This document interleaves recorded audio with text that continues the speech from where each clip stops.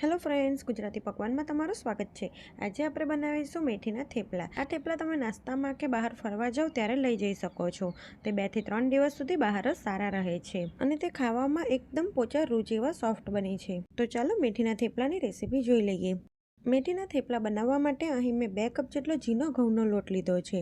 જે રોટલી માટે રેગ્યુલર લોટ વાપરીએ છીએ તે જ લીધો છે। સાથે આપણે તેમાં 2 ટેબલસ્પૂન જેટલું બેસન ઉમેરીશું। બેસન ઉમેરવાથી થેપલાનો ટેસ્ટ ખૂબ જ સરસ લાગે છે। પછી આપણે તેમાં 2 ટેબલસ્પૂન જેટલું તેલનું મોણ નાખીશું। પછી 1 ટેબલસ્પૂન જેટલો હજમો લઈશું અને તેને હાથથી મસળીને ઉમેરીશું। 1 ટેબલસ્પૂન જેટલા તલ, અડધી ચમચી લાલ મરચું પાવડર, 1 ચમચી હળદર, 1 ચમચી ધાણા જીરું પાવડર અને 1 ચમચી લીલા આદુ મરચાંની પેસ્ટ નાખીશું। સાથે આપણે 1 ચમચી જેટલું મીઠું અને થોડાક લીલા ધાણાને ઝીણા સમારીને ઉમેરીશું। પછી અહીં મેં 2 કપ જેટલો ઘઉંનો લોટ લીધો છે તો તેની સામે 1 કપ જેટલી ઝીણી સમારેલી મેથીની ભાજી નાખીશું।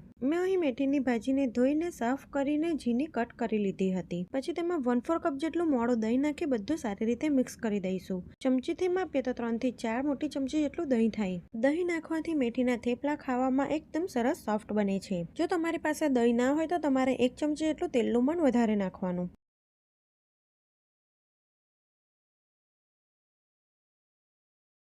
હવે થોડું પાણી નાખી આપણે તેનો સોફ્ટ લોટ બાંધી લઈશું। અહીં આપણે રોટલી માટે જેવો લોટ બાંધીએ છીએ તેવો જ લોટ બાંધવાનો છે। ફ્રેન્ડ્સ, તમને મારી રેસીપીઓ ગમે છે અને હજી સુધી મારી ચેનલને સબસ્ક્રાઇબ નથી કરી તો પહેલાં સબસ્ક્રાઇબ કરો અને બાજુમાં આપેલા બેલ આઇકોન બટનને જરૂરથી ક્લિક કરો જેથી આવનારા નવા વિડીયોની નોટિફિકેશન તમને તરત જ મળે। તો અહીં મેં લોટ બાંધી લીધો છે। આટલો લોટ બાંધવામાં મને 1 કપ પાણીની જરૂર પડી હતી। પછી 1 ટેબલસ્પૂન જેટલું તેલ નાખી લોટને સરખો કરી લઈશું।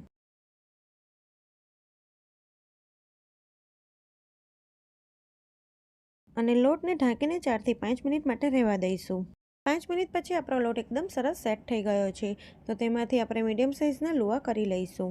આટલા માપથી તમે 15 થી 17 નંગ જેટલા થેપલા બનાવી શકો છો।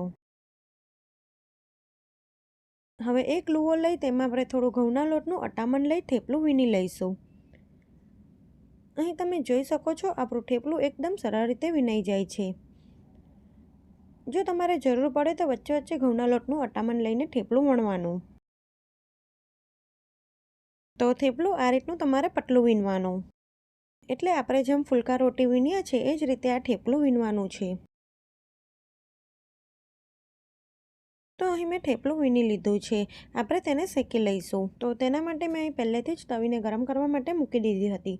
તે મીડિયમ ગરમ થઈ ગઈ છે। તો થેપલાને તવીમાં નાખી આપણે શેકી લઈશું। થેપલું શેકતી વખતે ગેસની ફ્લેમ મીડિયમ ટુ હાઈ જ રાખવાની છે। એક સાઈડથી થેપલું થોડુંક શેકાય એટલે તેને ફેરવી લઈશું। પછી 1 ચમચી જેટલું તેલ લગાવીશું। આ થેપલાને શેકાતા ખૂબ જ ઓછો સમય લાગે છે। બંને સાઈડ થોડુંક તેલ લગાવી આપણે ગોલ્ડન બ્રાઉન કલરનું થાય ત્યાં સુધી થેપલાને શેકવાના છે। આ થેપલાને શેકાતા વધારે સમય નથી લાગતો એટલે તમે એકસાથે 8 થી 10 થેપલા વીણી શકો છો। પછી તમારે તેને શેકી લેવાના। તો અહીં આપણું થેપલું શેકાઈ ગયું છે। આપણે તેને એક પ્લેટમાં કાઢી લઈશું અને એ જ રીતે હું તમને બીજું થેપલું શેકીને બતાવું। અને ખાસ થેપલા શેકતી વખતે તમારે ગેસની ફ્લેમ મીડિયમ ટુ હાઈ રાખવાની। જો તમે સ્લો ફ્લેમ પર થેપલા શેકશો તો તમારા થેપલા ખાવામાં ચવડ બનશે। આ થેપલાને તમે ડબ્બામાં ભરી 2 થી 3 દિવસ સુધી સારા રાખી શકો છો। આ થેપલા ગરમ હોય કે ઠંડા તે ખાવામાં ખૂબ જ ટેસ્ટી લાગે છે।